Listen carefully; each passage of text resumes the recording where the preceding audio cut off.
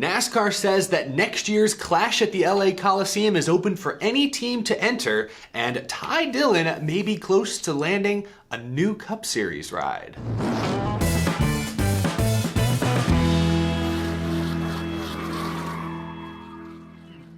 How's it going, y'all? My name is Eric. Welcome to Out of the Groove. It's Bristol, baby. The ARCA Menard Series and the Truck Series raced last night. Congratulations to Chandler Smith getting his first career win and locking himself into the next round. Tonight is the regular season finale for the Xfinity Series, and tomorrow is the final race of the first round of the Cup Series playoffs, the Bristol Night Race. I'm excited, but we've got some news to catch up on today first. And before we get to that, this episode is sponsored by Hitchfire Grills. I've been to a lot of racetracks this summer, and earlier this year at Nashville, Hitchfire Grills hooked me and my friends up. Hitchfire Grills attach directly to the back of your pickup truck. You can drive down the freeway with the grill in tow. It's super easy to put together, and then once you get to the track or the stadium or wherever your tailgating spot may be, it can be fired up quickly and conveniently. It's the ultimate tailgating accessory. You can find out more by checking out their website down in the description below. Thank you to Hitchfire Grills for sponsoring this episode of Out of the Groove.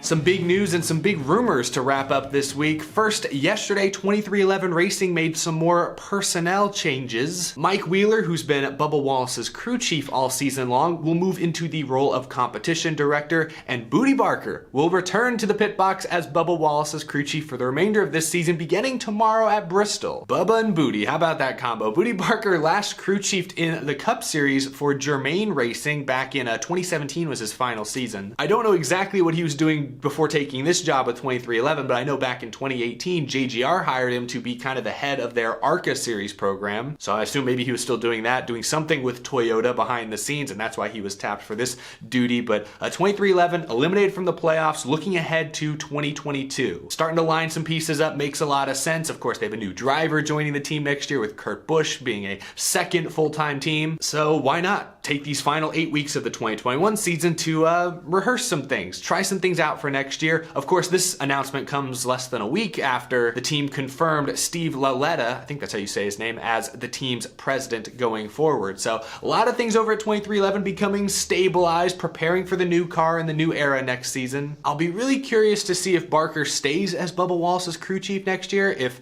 he moves over to Kurt Busch, who they're going to get to work with Kurt Busch next season. I think that's going to be extremely important. I've said it many times on this show recently, but 23XI Racing has the funding. They're fully sold out of sponsorship this year. They have the Toyota support. They have the star power, Bubba Wallace, Denny Hamlin, Michael Jordan. The one thing they lacked this year, and are still probably lacking going into next year, Kurt Busch will help, is experience. A lot of these guys worked with Levine Family Racing, a team that had never really been competitive during their tenure. So a lack of experience, I think, is what hurt the team most this season. Next year, they're bringing in a proven winner, a proven champion in Kurt Busch. I think that will help, but we'll see who else they get behind the scenes, who's going to be on top of the pit box next season. We'll see what actually happens regarding their 2022 lineup, roster, etc. But that's some news coming out of 23XI this week. Now, the big story this week was the release of the 2022 Cup Series schedule. Some rumors were confirmed, like NASCAR heading to the Los Angeles Memorial Coliseum for the season opening exhibition race, the Clash, a race that traditionally the previous season's pole award winners would compete in. Of course,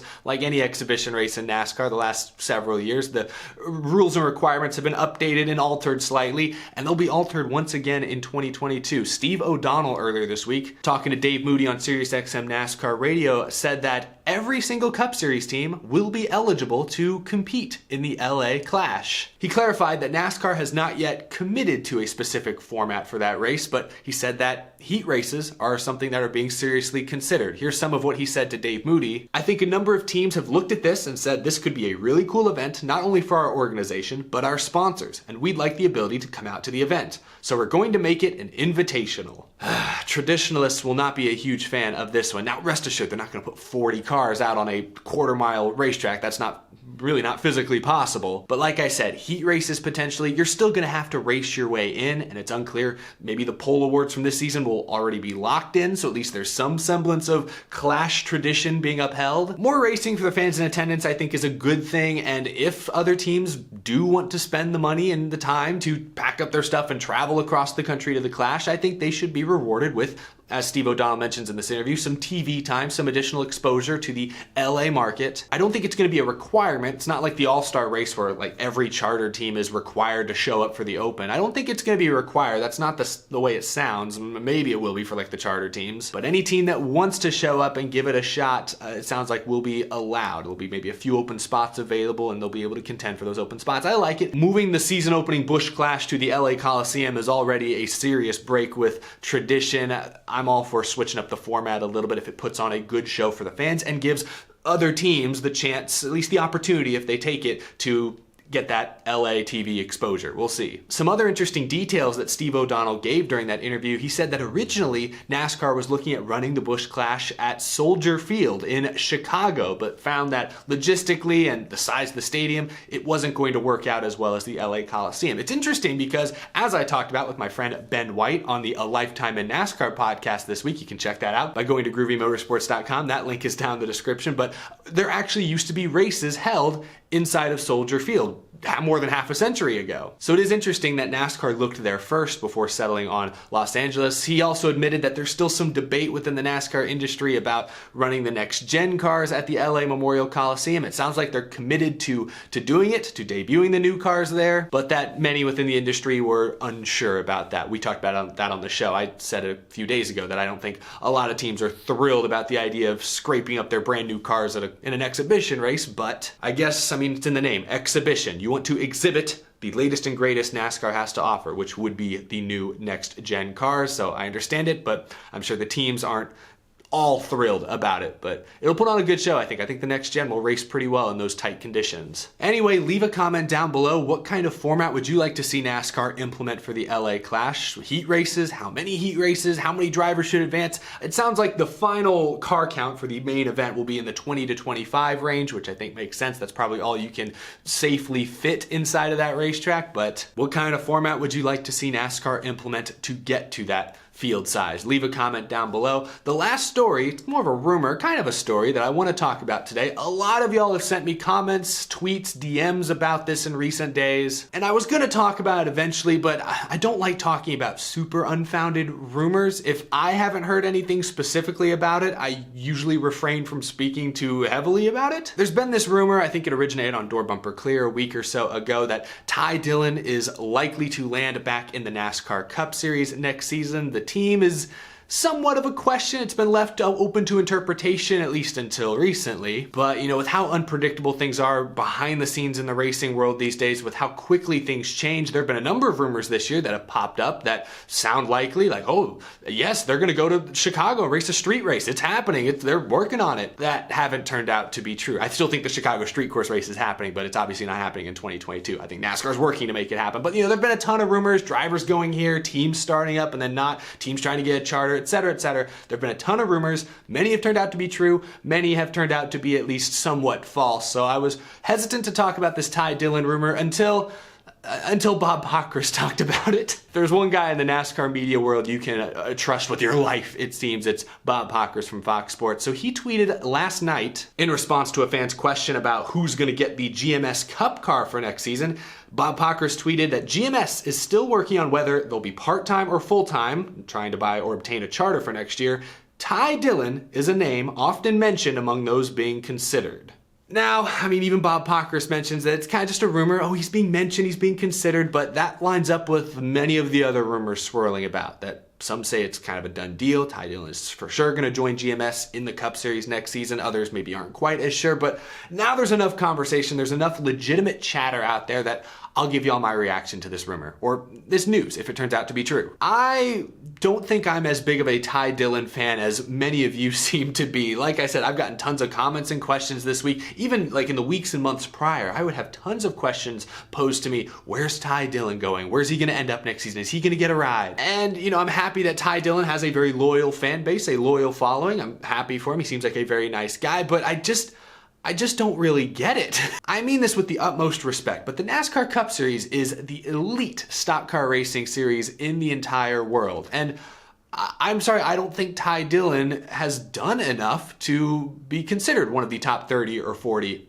drivers in the world. He has one career win in 146 Xfinity Series starts with Richard Childress Racing. He's also made a few starts this year with Joe Gibbs Racing in the 54. He's like the only guy who's driven that 54 this year who hasn't won in the 54, it seems. Granted, he had a mechanical issue in one or two of the races, so not all his fault, but still. 3 wins in 57 Truck Series starts. He does have experience. He spent 4 full-time seasons in the NASCAR Cup Series driving for Germain Racing. Not great equipment. He stole the show a couple times by surprisingly winning some stages. I'll give him that credit. But I'm sorry, I just can't get that excited about Ty Dillon. He's 29 years old. He's not a young prospect anymore. It's actually kind of shocking to read that he's 29 years old. He's still, in my head, is like 24. That's not old by any means. We've seen plenty of drivers come into their own in their 30s. I mean, look at Martin Truex Jr. When he was in his 20s, it looked like his career was kind of just floundering a little bit. And then he caught fire, obviously, the second half of his career and is now a future Hall of Famer. So Ty Dillon still has plenty of years ahead of him where he could be competitive in a NASCAR car, but I guess I understand from GMS Racing's perspective, who again, we don't know if they'll be full-time or part-time. They could only end up being a part-time team next year, but their goal is to be a full-time team. So I guess I can see from their perspective, because Ty Dillon, he is a veteran driver at this point. He's a driver with a decent following who you know isn't going to go out there and just wreck your equipment every week. He's a consistent driver, I'd say, more often than not. And I'll give him some credit this year. I mentioned he had some issues with Joe Gibbs Racing in a few starts in Xfinity, but he's made some starts for Our Motorsports as well. In fact, he's made 4 starts in the 23 car this year. A decent car, but not a contender. And he's finished 13th, 11th, 7th, and 5th in that car. So I'll give him some props for that. That's impressive, especially the last couple weeks filling in for Brett Moffitt with no practice, no qualifying, just rushing in, getting in the seat and going. Very impressive, very solid. So I can understand why a new team would want to bring someone like Ty Dillon in, someone who has Cup Series experience, who has a lot of races under his belt, who you can at least trust to not put you in vulnerable positions too often. He'll keep the car clean more often than not. You know, he put that video out earlier this year. We reacted to it on the show where he was very vulnerable, opened up about the struggles both on and off the track, the mental struggles with, you know, going through when you're a NASCAR driver and your team shuts down, you're looking for a new job, you're never sure when or where you're going to get to race next. I can easily sympathize with that struggle, but at the same time, we're talking about the NASCAR Cup Series. Again, the premier stock car racing series in the world. So I can sympathize with Ty Dillon for sure, but I don't think that alone should be what gets you a Cup Series ride. I don't think that's the case here. I think, again, he's at least proven to be a reliable and consistent driver, so I can understand why a new team would want that kind of driver in their seat next year. I guess I'm just not as hyped up about the prospect of Ty Dillon returning to the Cup Series on a full-time basis as a lot of other people are. A lot of people seem really excited about this. Good for you guys. Happy for Ty Dillon fans if this rumor turns out to be true. But I don't know. If GMS ever wants to go out and contend for championships, I don't think Ty Dillon will be that long-term solution. But in the short term, or at least for next year, getting that team up off the ground, starting up their Cup Series program,